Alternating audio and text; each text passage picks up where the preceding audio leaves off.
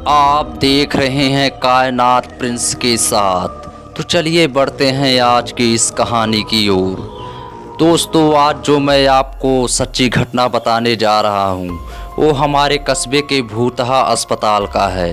सारे कस्बे के लोग इस अस्पताल को भूतहा अस्पताल कहते हैं। इस अस्पताल का असली नाम विक्टोरिया अस्पताल है। मित्रों, इस अस्पताल को आज से करीबन 100 साल पहले अंग्रेज़ों ने बनवाया था।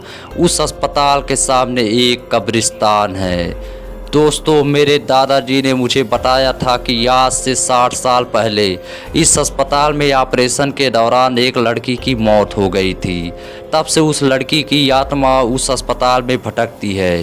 रात ढलते ही कोई भी इंसान उस रास्ते से नहीं गुजरता है, क्योंकि उस लड़की की आत्मा राहगीरों को परेशान करती है। हालांकि मैं दादाजी की बताई पुरानी भूतहा कहानियों में ज़्यादा विश्वास नहीं करता था। मित्रों, एक रात मैं अपने दोस्तों अंकित और राजू के साथ रात को बाइक पर घूम रहा था। तभी मेरे एक दोस्त ने मुझसे विक्टोरिया अस्पताल वाले रास्ते से चलने को कहा। हम में से कोई भी ज़्यादा भूत प्रेतों पर विश्वास नहीं करते थे। हमने उस रास्ते से जाने का पक्का किया। उस समय रात के 10 बज चुके थे।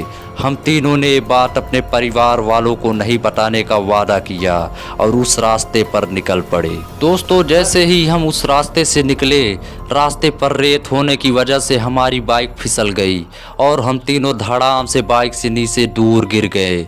गनीमत थी कि हम लोगों को कोई चोट नहीं आई थी।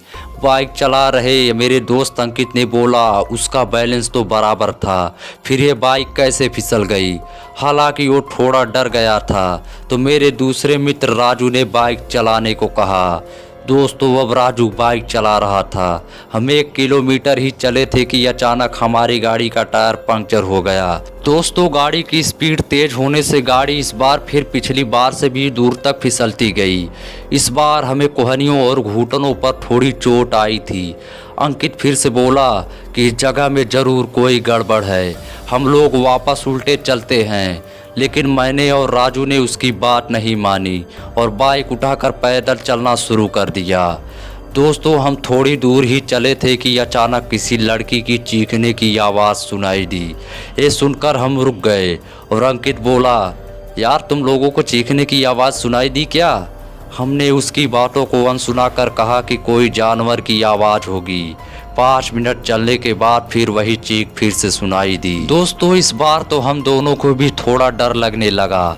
हम तीनों ने वापस चलने के बारे में सोचा, लेकिन हम रास्ते के बीच में आ गए थे। पीछे चलने में 3 किलोमीटर और आगे चलने में 2 किलोमीटर और बाकी थे। हम लोगों ने आगे जाने का सोचा। थोड़ा आगे चलने पर हमें बरगद के पेड़ के नीचे एक औरत दिखाई दी।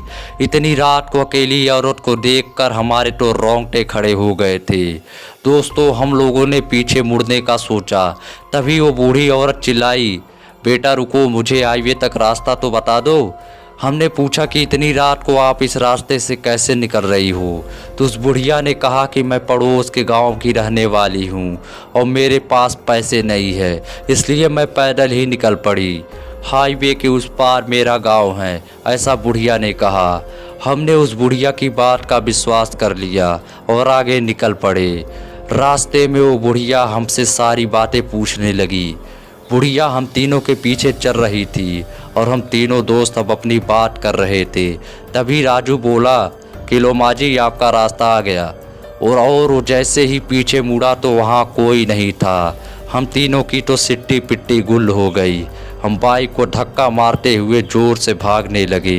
भागते भागते अंकित ठोकर खाकर गिर गया और हमें जोर से चीखें सुनाई दी। हमने भी बाइक को वहीं पटक कर अंकित को साथ लेकर दौड़ने लगे और अस्पताल के पास कब्रिस्तान तक पहुंच गए। दोस्तों, ये सब घटित होते 12 बज चुके थे। हम पसीने से तरबतर हो गए थे और कब्रिस्तान पार कर एक मंदिर में रुक गए, क्योंकि अगर बिना बाइक के घर जाते तो जूते पड़ते। इसलिए उस रात मंदिर में ही रुक गए और सुबह होते ही बाइक लेकर अपने अपने घर आ गए और घर वाले दोस्त के यहाँ रुकने का बहाना बना दिया। दोस्तों, उस रात के बाद से हम उस रास्ते से कभी नहीं गए। मुझे आज भी सपनों में वो भूतिया बुढ़िया और चीखने की आवाज़ें आती हैं। दोस्तों अगर आपको यह सच्ची घटना अच्छी लगी हो तो कृपया हमारे चैनल को लाइक एवं सब्सक्राइब जरूर करें एंड टेक केयर।